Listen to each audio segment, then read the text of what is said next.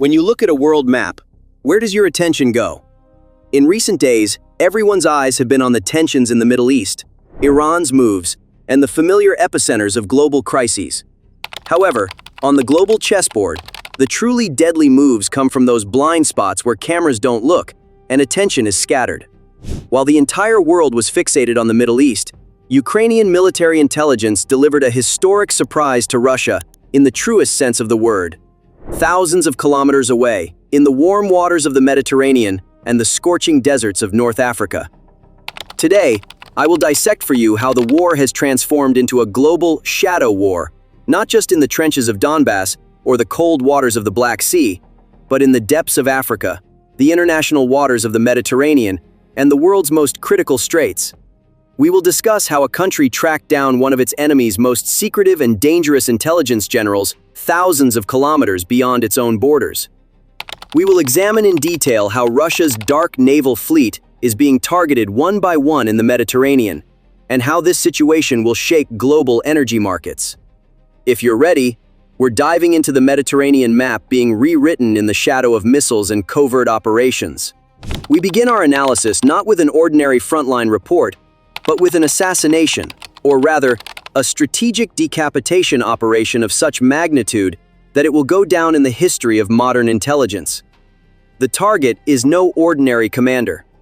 In recent days, Ukrainian special forces conducting covert operations in Libya neutralized General Andrei Averyanov, one of the most shadowy figures in Russian military intelligence, GRU, in a precision strike. So, who is this General Averyanov? Why are we focusing so much on this name?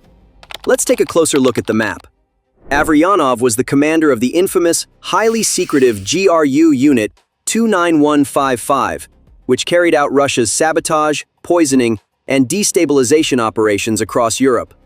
International security reports and open-source intelligence files had already deciphered this unit's structure and objectives years ago. This unit is not merely an intelligence cell, it is an elite sabotage network designed to create chaos at the heart of Europe. Remember, the Skripal poisoning in the UK, the blowing up of ammunition depots in the Czech Republic, cyber attacks across Europe, and coup plots. The masterminds behind all these chaotic actions were Unit 29155 and its leader, Averyanov. More importantly, following Yevgeny Prigozhin's death in a suspicious plane crash, it was this general himself who took over Wagner's massive gold, diamond, and oil empire in Africa, restructuring it as the African Corps and directly subordinating it to the Russian Ministry of Defense. The fact that such a high-ranking, well-protected, and strategically significant figure was located and neutralized by Ukrainian intelligence, HUR, in a chaotic region like Libya is no ordinary tactical success. This is the most concrete and clear declaration that Ukraine has evolved from being merely a country defending its own borders into a Tier 1 intelligence apparatus capable of global power projection, much like Israel's Mossad or the US CIA.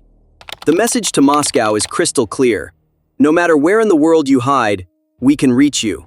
So how did Ukrainian special forces reach Libya? And why Libya?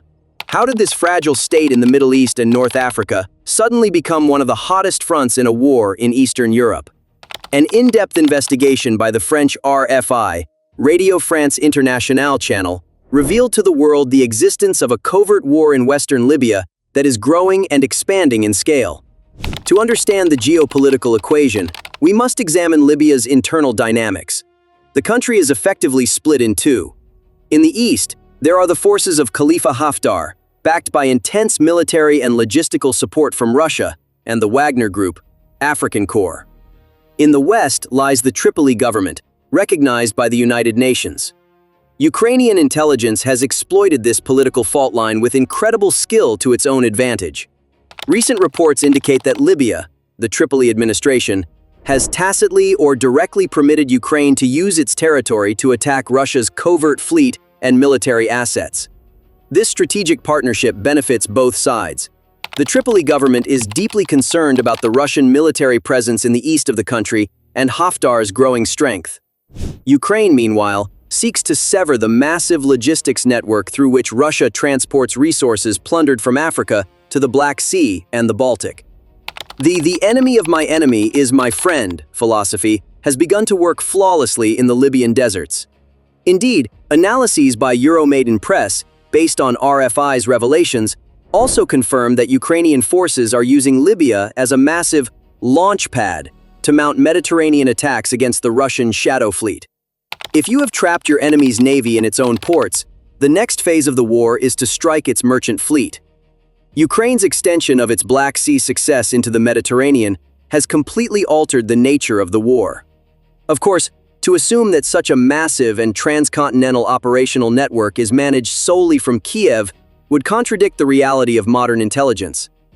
The latest shocking report published by Charter 97 lays bare the true coalition behind this shadow war. Media sources confirm that Ukraine is conducting these operations in Libya with direct intelligence and logistical support from the West.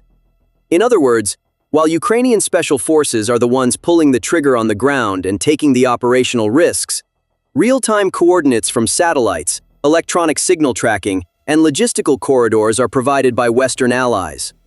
Without engaging in direct hot conflict with Russia, NATO is effectively severing Russia's arms in Africa and the Mediterranean by leveraging Ukraine's flawless field capabilities, much like a master of proxy warfare. If you've trapped your enemy's navy in its own ports, the next phase of the war is to wipe its global trade and covert networks off the map with the West's support. If you think the war is funded solely by bullets, you're missing the bigger picture. The massive cash flow of billions of dollars that fuels Russia's war machine every day is made possible by the shadow fleet, established to circumvent international sanctions.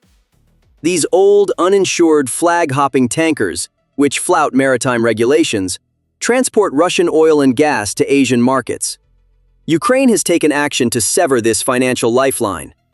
According to details from an RFI investigation reported by Euronews, Ukrainian military units in Libya carried out a devastating operation against the Russian natural gas carrier Arctic Metagaz, sailing in the Mediterranean. The sinking of a natural gas carrier, LNG carrier, at sea does not merely mean the loss of a single vessel. Such ships are massive floating energy reservoirs. The damage resulting from their sinking and the panic it would trigger in global insurance markets would be of unimaginable proportions. The message Ukraine is sending here is, if you strike our energy infrastructure, we will turn your global maritime trade into a living hell. This strategy is not new, but its scope is expanding. Looking back at the past, we saw the first sparks of this tactic.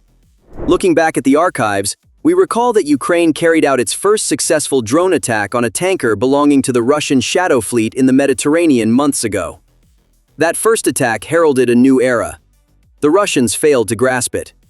Covert shipments, signal jamming, and moves endangering maritime traffic continued. In closed and extremely risky basins like the Black Sea, there were instances where civilian and commercial vessels also occasionally fell victim to this chaos. The news of a double attack on a Turkish-owned commercial vessel, an incident that occurred in the past and garnered widespread attention in the regional maritime press, is one of the clearest historical proofs of just how treacherous these waters have become. This lack of control in conflict zones and the risks posed by Russia's shadow fleet have forced Ukraine to shift its targets to far more strategic locations.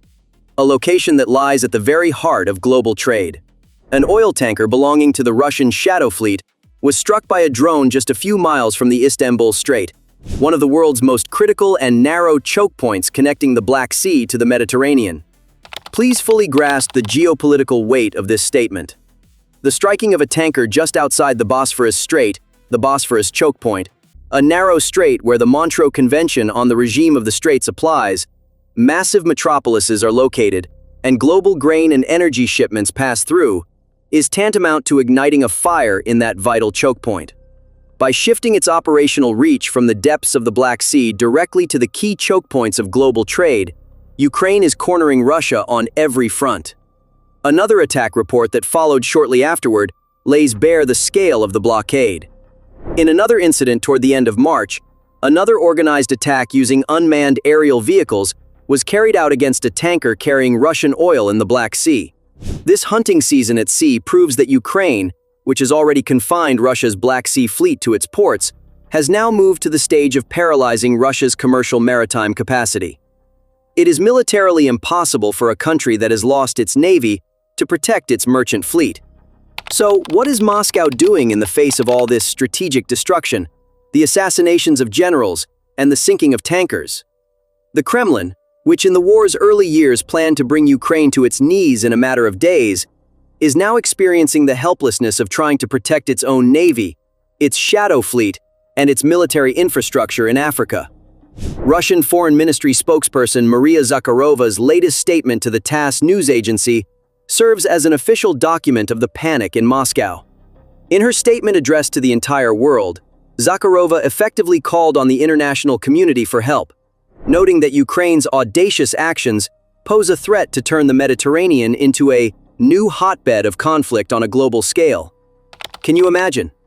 A state that once threatened all of Europe with the air of a superpower is now complaining about Ukraine's operations in the Mediterranean and warning that the waters are getting too hot.